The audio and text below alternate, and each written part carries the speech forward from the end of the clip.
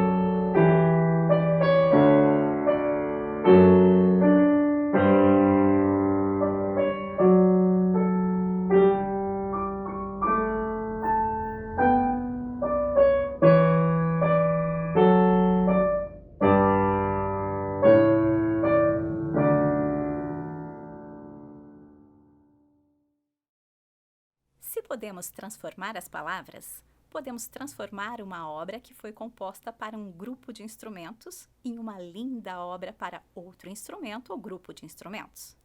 Na música, isso recebe o nome de transcrição ou arranjo, como ouvimos na obra que o Frederico acabou de tocar. O piano vertical ou de armário é mais compacto e surgiu por volta de 1800. Logo tornou-se popular e foi um móvel comum nas salas de visita das casas do século XIX. Tocando em um piano vertical, a aluna Maria da Glória Almeida vai interpretar a transcrição para piano do tema de Star Wars, de John Williams.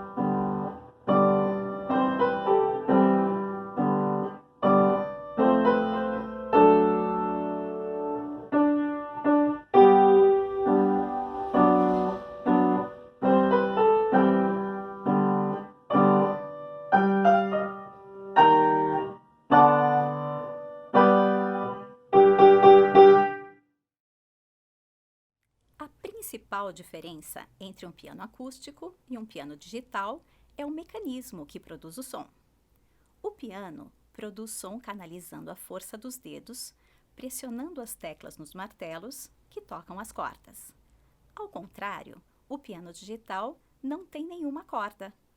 O piano digital é um instrumento musical destinado a simular os sons de instrumentos de teclas, principalmente o piano.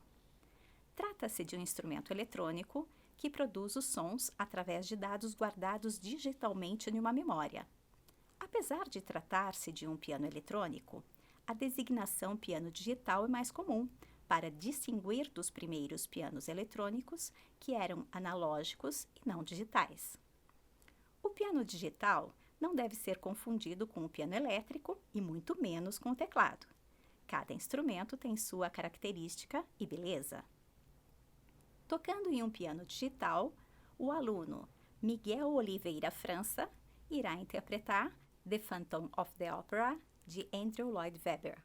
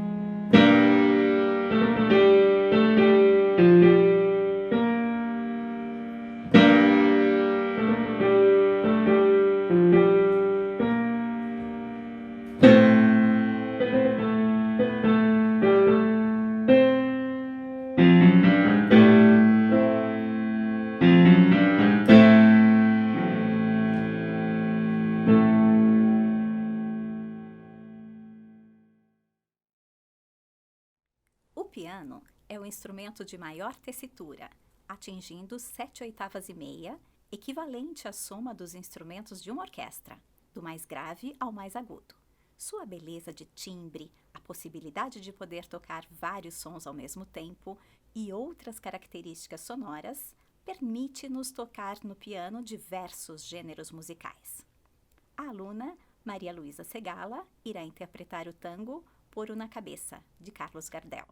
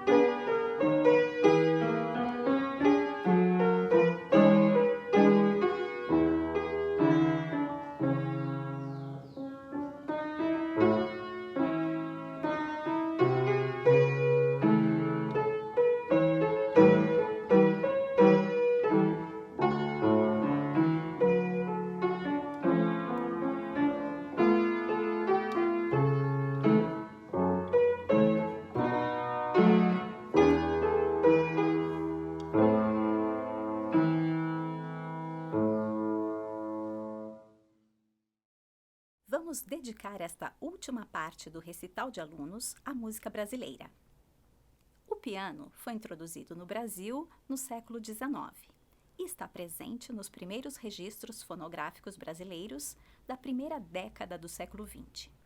O piano é um instrumento da brasileira Chiquinha Gonzaga, compositora de marchas e choros, que ganhou notoriedade por suas composições. Ouviremos na interpretação da aluna Geslaine Cortijo Esteves, Gaúcho, de Francisca Gonzaga.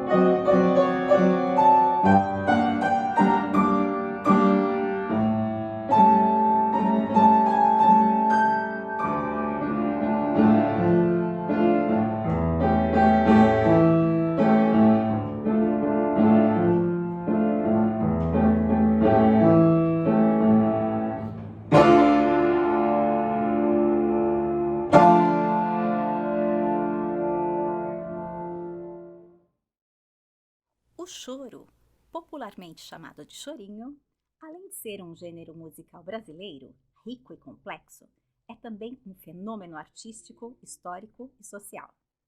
O choro não se caracteriza por um ritmo específico, mas pela maneira de tocar solta e sincopada, repleta de ornamentos e improvisações. O piano era um instrumento muito comum no choro. Os pianistas que tocavam choro eram por vezes chamados de pianeiros. Interpretado hoje pela aluna Giovana Martins de Oliveira, Tico Tico no Fubá, de Zequinha de Abreu.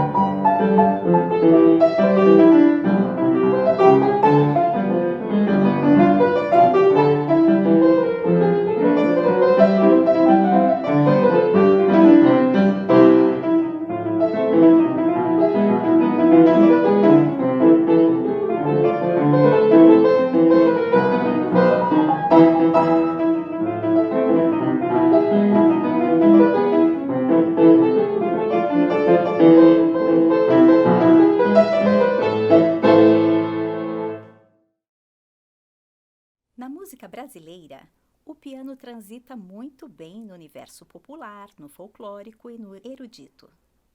Mesclando nosso rico folclore com o domínio da linguagem erudita, Heitor Villa-Lobos escreveu diversas obras. Na interpretação de Helena Michel de Oliveira, Zangou-se o Cravo com a Rosa, de Heitor Villa-Lobos.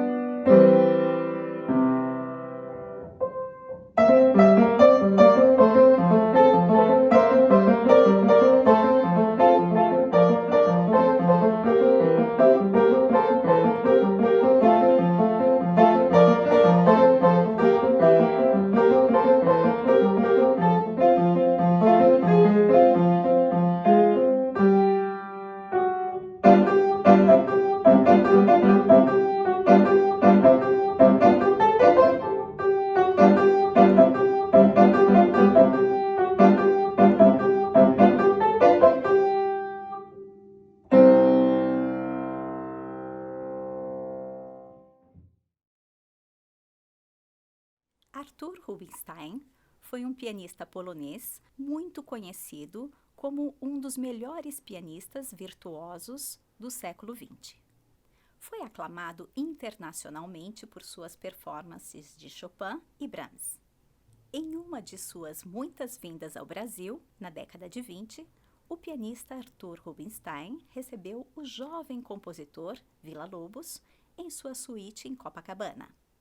Villa levou de contrabando o pianeiro carioca Ernesto Nazaré. Queria que o polonês conhecesse os tangos brasileiros e as valsas tão populares de Nazaré. Mas Nazaré, muito teimoso, insistiu em tocar peças de Chopin para Rubinstein, que era o maior especialista de Chopin daquela época. Após muita insistência, ele concordou em tocar uma de suas obras, que encantou o polonês. Em nossa última apresentação, encantando os nossos ouvidos, a aluna Priscila Michel Porcher irá interpretar Odeon de Ernesto Nazaré.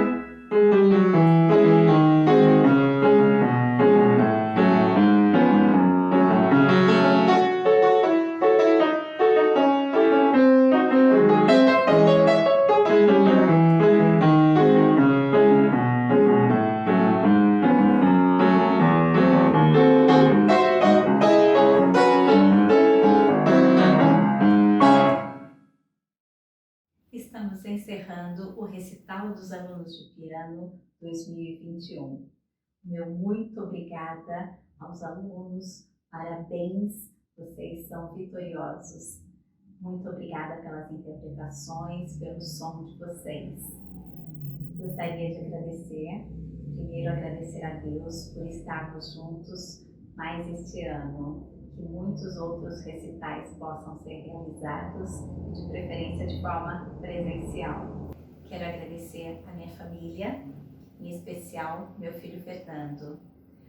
Agradecer aos alunos, pais, familiares, agradecer ao público presente. Muito obrigada pela participação de todos vocês e agradecer a todos que tornaram possível esse evento. Meu muito obrigada. Uma ótima noite a todos.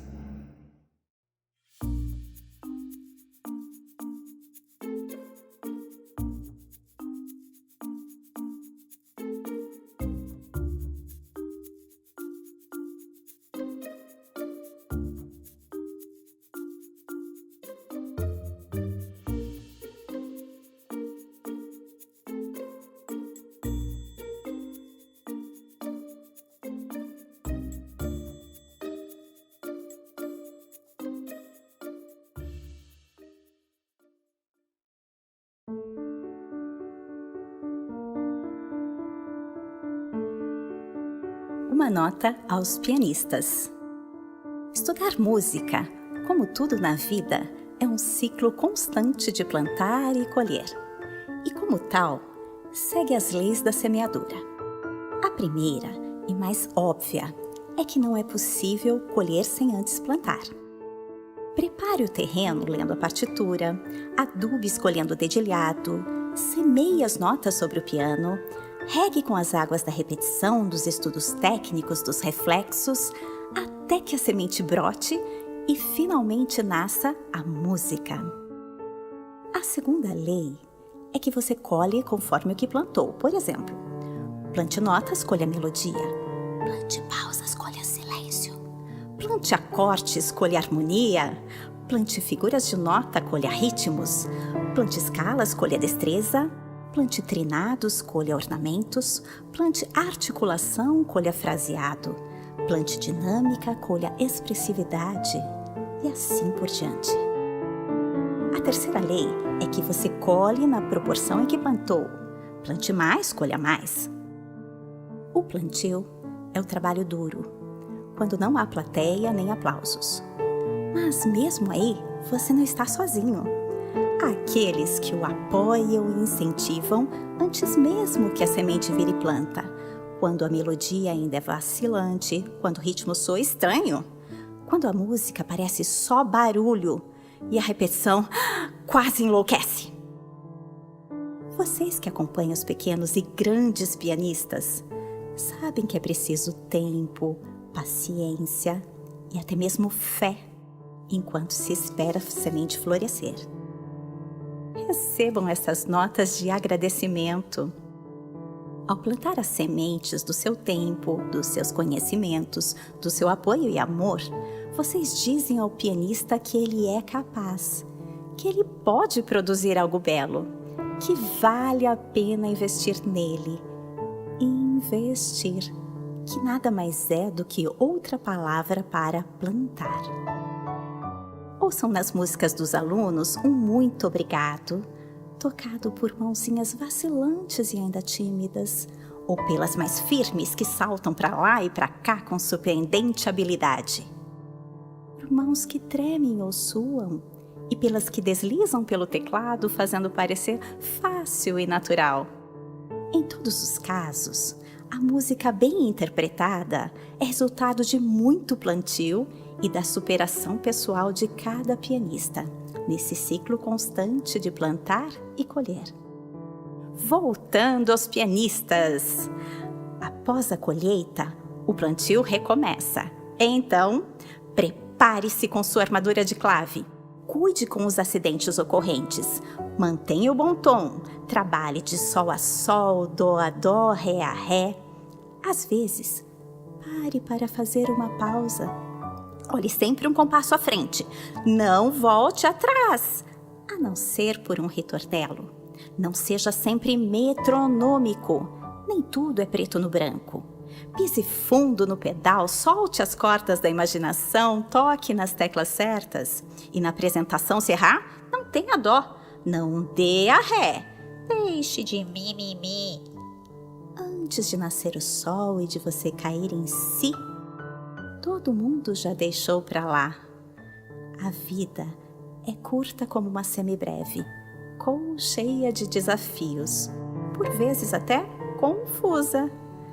Mas com a mínima quantidade de música, você já deixou muito mais bela. Então, faça seu som e aproveite, porque vamos colher música.